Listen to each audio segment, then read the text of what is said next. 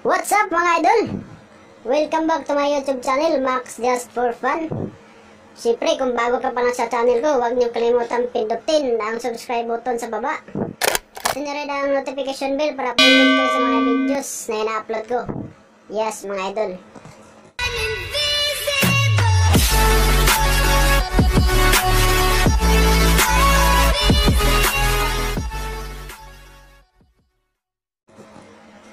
So karon no, nalang ko'y gusto i-shout out kanang nagsigig kanang mga kritiko ni Tatay Digong. Nalang ko'y gusto i-shout out karon mga idol no. Viral ni siya karon. Viral ni sa Twitter, sa social media. Kamo ha? Kamo mga kritiko ni Tatay Digong. Unsa man dyan yung nakita kang Tatay Digong? Unsa man yung mga mata, mga plastic? Aba mo kay balo nga gibuhat ni Tatay Digong tanan? Para lang ta maluwas tanan? O para mo ginhawa nga atong kinabuhi? Pero kamo, sus! Pwede mo nahimong tarong? Puro ra mo bas kang Tatay Digong.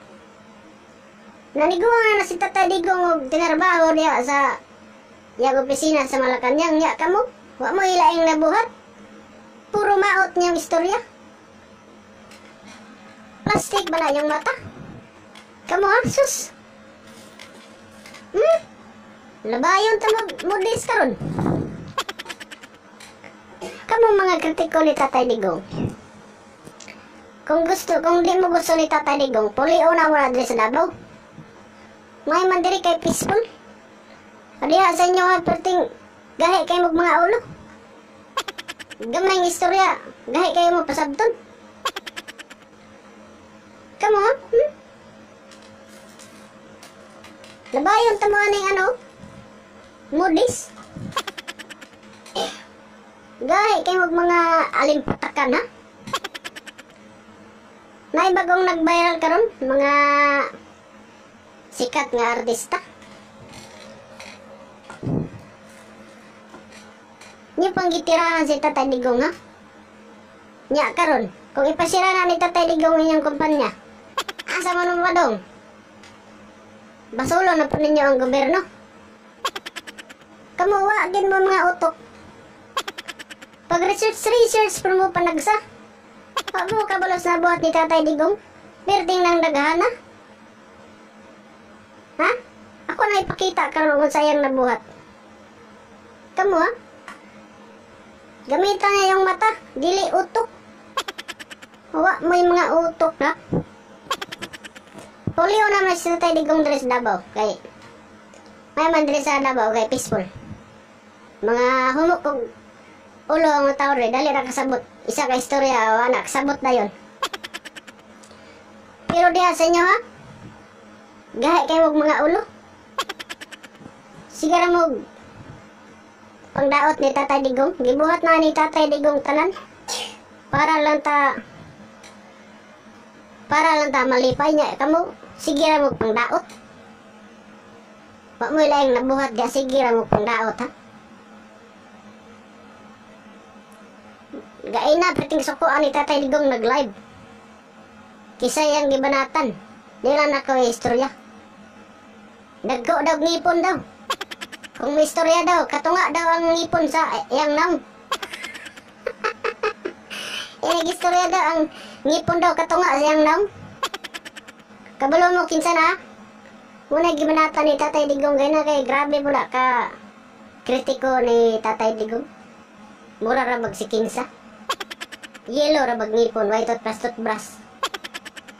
Ikaw, hilog ngipon ka, baka toothbrush ha? Nya, karon nasuko na si Tatay Digong, sao na ninyo ron. Kaya po mga artista diya nga, piling sikat daw sila, piling guwapa. Kung ultimo ra mga tao, ambot lang, o kung saka na yung naong. Guwapa baka mo tanawon. Ni guwapa ra mo, kay na artista mo ha. Kamu ha? Bantay lang masara na ni Tatay Digong ninyong kumpanya. Mantay di mo mangayog tabang sa gobyerno. Karon ako ipakita nga agi na tatay Digong ha.